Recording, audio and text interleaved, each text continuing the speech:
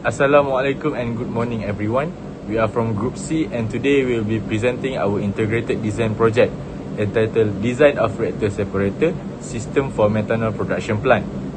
This project integrates two subjects, namely Reaction Engineering 1 and Separation Process 2. The purpose of this assignment is to design a complete system that converts carbon dioxide and hydrogen into methanol and subsequently purifies the crude methanol to achieve the required product quality.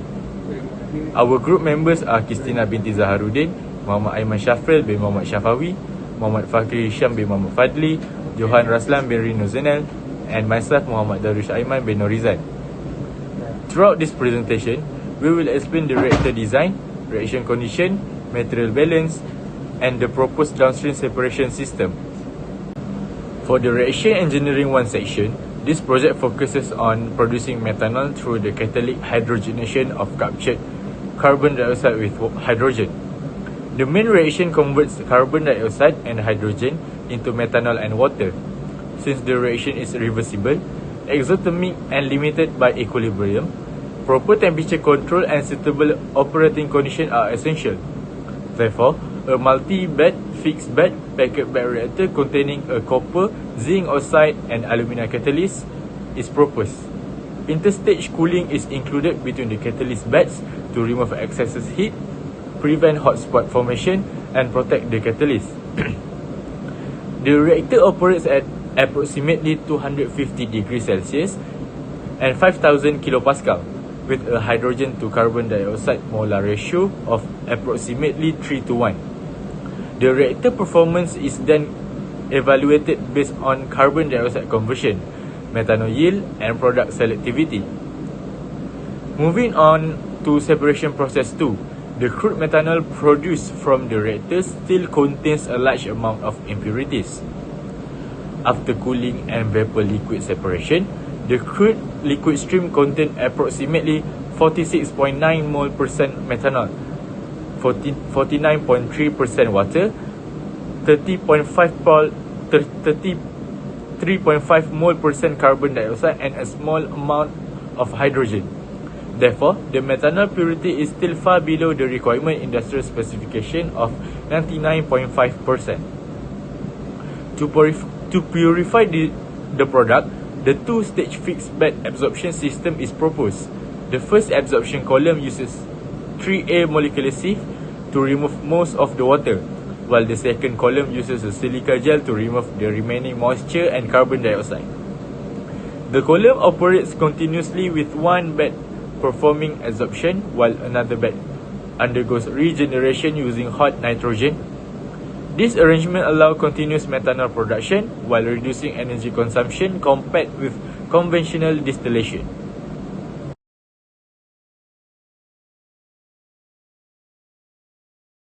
Hi, my name is Muhammad Fakri Hisham, and moving on to the reaction engineering part. So, for the type of reactor and catalyst used, for the reactor design, we selected a multi-bed fixed bed reactor, or simply call it PBR, together with a copper, zinc oxide, and aluminum oxide catalyst. This reactor is an industrial standard for commercial methanol production because methanol synthesis is a gas-solid heterogeneous catalytic reaction. The gaseous reactants, which are carbon dioxide and hydrogen, pass through catalyst pellets packed inside the reactor, allowing efficient contact between the gas molecules and the catalytic surface. Another reason for selecting the packed bed reactor is its ability to operate efficiently under high pressure conditions, typically between 50 and 100 bar, which are required to achieve a favorable equilibrium for methanol production. Since methanol synthesis is highly exothermic, a multi-bed configuration with interstage cooling is used. This removes the heat release during the reaction, prevents hotspots, and protects the catalyst from thermal deactivation. For the catalyst, we selected copper, zinc oxide, and aluminum oxide, which is the most widely used catalyst in industrial methanol plants. Copper provides the active sites for methanol synthesis. Zinc oxide, on the other hand, improves copper dispersion and catalytic activity, while aluminum oxide acts as structural support that provides mechanical strength and catalyst stability. Therefore, the combination of a packed bed reactor and this particular catalyst provides high methanol selectivity, reliable operation, and excellent suitability for continuous large-scale production. So for the advantages of packed bed reactor, why we choose packed bed reactor in the first place? So first, it is a commercially proven technology that has been successfully used in industrial methanol plants for many years. Second, the reactor provides high catalyst loading, meaning a large amount of catalyst can be packed into a relatively small reactor volume. This increases the available active surface area and improves reaction efficiency. Thirdly, it is well suited for high pressure operation, which is essential because higher pressure shifts the equilibrium towards methanol formation. And the another advantage is the multi-bed design with interstage cooling. Since methanol synthesis releases a large amount of heat, cooling between catalyst beds prevent hotspots, maintains catalyst activity, and improves reactor safety. The packed bed reactor is also mechanically simple because it has no moving parts. This results in low maintenance costs, high reliability, and a longer catalyst lifetime. Compared with other reactors such as CSTRs, fluidized bed reactors, and slurry reactors. The packed reactor offers a better combination of industrial maturity, process simplicity, and high methanol selectivity. Therefore, it is the most suitable reactor for this proposed methanol production plant. Moving on to the description of the reaction process and reaction kinetics. The process begins when carbon dioxide and hydrogen enter the packed reactor. As the gases flow through the catalyst pellets, the reactants molecules are first absorbed onto the surface of the catalyst. Surface reactions then occur on the catalyst, producing methanol and water, after which the products dissolve from catalyst surface and leave the reactor. Since the reaction is highly exothermic, heat is continuously removed by the interstage cooling system. Because the reaction occurs on the catalyst surface through adsorption, surface reaction, and disorption, the reaction kinetics cannot be accurately described using a simple power law model. Instead, the Langmuir, Hinshelwood, Hogan-Watson, or simply called LHHW kinetic model is used. This model considers the absorption equilibrium and the competitive absorption of reactants and products on the catalytic surface, make it much more suitable for heterogeneous catalytic reaction. Well, in this process, we adopted the Vanden Bosch and Foreman kinetic model, which is one of the most widely accepted model for industrial methanol synthesis. It simultaneously describes both main methanol synthesis reaction and the reverse water gas shift reaction. The reaction rate is mainly affected by temperature, pressure, and the partial pressure of the reactant species. Industrial reactors typically operate between 220 and 280 degrees Celsius and 50 to 100 bar, providing a balance between reaction kinetics and thermodynamic equilibrium. Finally, we assume a single pass conversion of 25%, which is consistent with industrial practice, although complete conversion cannot be achieved in one pass due to equilibrium limitations. The unreacted gas are recycled in the downstream separation process to improve the overall methanol yield. Hello, my name is Johan Raslan and I'll be continuing the reaction engineering part. So for reactor R-101, the main reaction is the hydrogenation of carbon dioxide to methanol and water, whereby CO2 plus 3H2 produces CH3OH plus H2O. This is a reversible and exothermic reaction carried out over a copper-based catalyst in a fixed bed reactor. The selected reactor temperature is 250 degrees Celsius.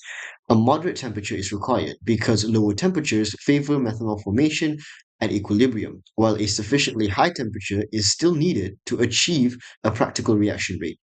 The operating pressure is 5,000 kilopascals or 50 bar. High pressure favors methanol production because the reaction reduces the total number of gas moles from 4 moles of reactants to 2 moles of products. The hydrogen to carbon dioxide feed ratio is approximately 3 to 1, which matches the stoichiometric requirement of the main reaction. From the simulation, the hydrogen flow rate is 25,465 kilomoles per hour, while the carbon dioxide flow rate is 8,488 kilomoles per hour. Therefore, the selected conditions of 250 degrees Celsius, 50 bar, and a 3:1 feed ratio provide a suitable balance between reaction rate, equilibrium conversion, and hydrogen availability. At the conceptual design level, a multi-bed, packed bed reactor with interstage cooling is proposed to control the heat released by the reaction. And finally, we are moving to the material balance around the reactor. The reactor material balance is performed using a basis of 1 hour of steady-state operation. The reactor feed contains 8,488 kilomoles per hour of carbon dioxide and 25,465 kilomoles per hour of hydrogen, giving a total inlet flow rate of 33,953 kilomoles per hour. Based on the final simulation, the single pass carbon dioxide conversion is 25%. Therefore, the reaction extent is 8,488 times 0.25, giving us 2,122 kilomoles per hour. According to the reaction stoichiometry, 2,122 kilomoles per hour of carbon dioxide reacts with 3 times this amount of hydrogen. Therefore, the hydrogen consumption is 6,366 kilomoles per hour. The reaction produces equal amounts of methanol and water, so both products are formed at 2,122 kilomoles per hour. After the reaction, the outlet contains 6,366 kilomoles per hour of carbon dioxide, 19,099 kilomoles per hour of hydrogen, 2,122 kilomoles per hour of methanol, and 2,122 kilomoles per hour of water. This gives a total reactor outlet flow rate of 29,709 kilomoles per hour. The calculated values closely match the final PFD results, confirming that the material balance is consistent with the adopted 25% single pass conversion. Under the simplified simulation, methanol is the only carbon-containing product reported, giving an apparent carbon selectivity of 100%. That is all from me. Thank you.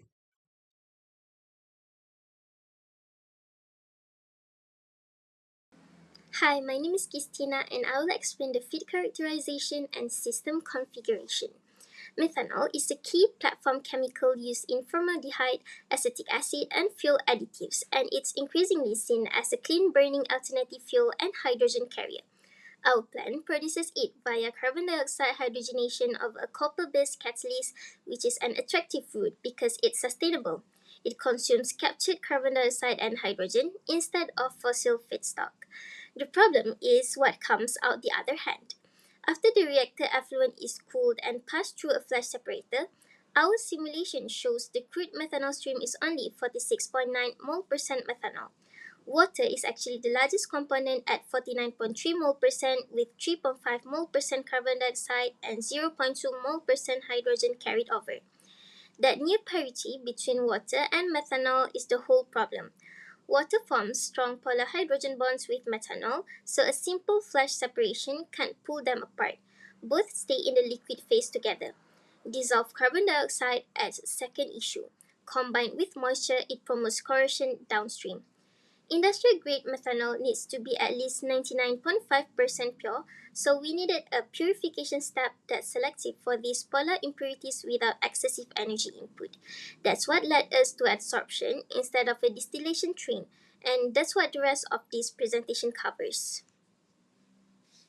Moving on to adsorbent selection and operating conditions. Adsorption works by selectively retaining target molecules on a porous solid, so the whole system lives or dies on adsorbent choice. We compared 4 commercial options: 3A molecular sieve, silica gel, activated carbon, and biochar against water capacity, selectivity, and regenerability as shown in this table. Activated carbon has high surface area but poor water selectivity, and biochar is cheap but has low adsorption efficiency. So neither is suitable as our primary adsorbent. That left molecular sieve and silica gel. We selected 3A molecular sieve as our primary adsorbent in the first column. At 1, its pore size about 3 angstroms is the key. It's large enough to let water molecules in, but small enough to exclude the bulkier methanol molecules. That gives us high water removal with minimal product loss, and molecular sieves also hold up well under repeated regeneration cycles. The partially purified stream then moves to ADS2, packed with silica gel, which polishes off the remaining trace water and dissolved carbon dioxide. Using two adsorbents in series like this spreads the load. ADS1 handles the bulk removal, ADS2 handles the fine polishing, so neither bed is overworked. Both columns operate at around 40 degrees Celsius and 5000 kPa, deliberately matched to the flash separator's outlet conditions. That means no extra compression duty, and the lower temperature actually favors adsorption while minimizing methanol evaporation losses. Hi, my name is Muhammad Muhammad Shafawi, and I'll be continuing for separation process 2 parts. Moving on to adsorption isotherm and material balance calculations. To size our columns, we first needed to know how much water the molecular sieve can actually hold at equilibrium. We use the Langmuir isotherm for this. It assumes adsorption happens on a homogeneous surface with a fixed number of identical sites, each holding one molecule. It is a standard well-validated model for water adsorption on molecular sieves, and it is appropriate for this stage of conceptual design.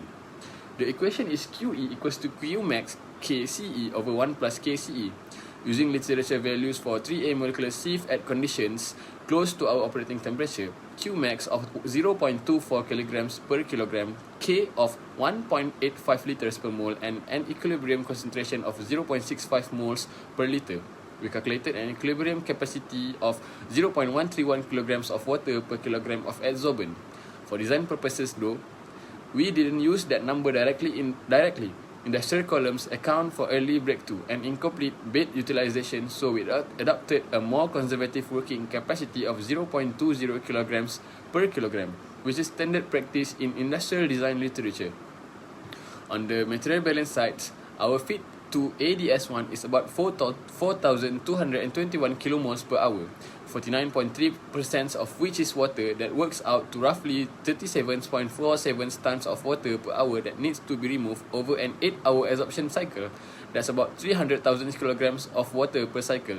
Dividing by our working capacity and applying a 20% safety factor gives us a total adsorbent requirement of 1.80 times 10 to the 6 kilograms, 1.8 million kilograms split across the alternating beds.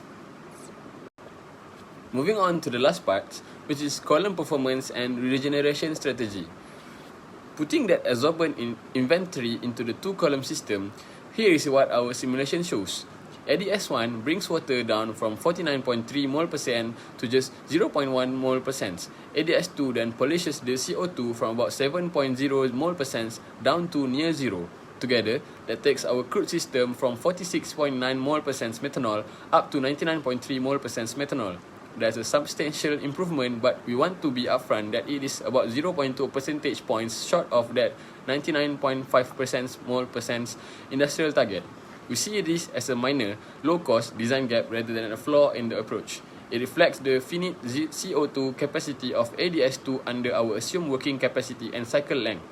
It could realistically be close with a modest 5 to 10% increase in ADS2's adsorbent mass, a shorter cycle time, or a small guard bed, none of which require redesigning the overall configurations.